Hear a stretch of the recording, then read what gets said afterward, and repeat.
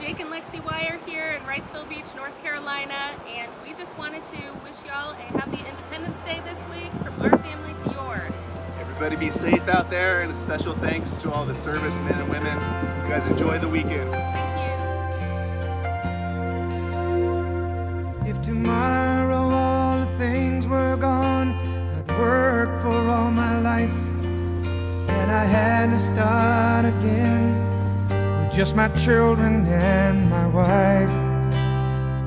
Thank my lucky stars to be living here today, 'cause the flag still stands for freedom, and they can't take that away. And I'm proud to be an American, where at least I know I'm free.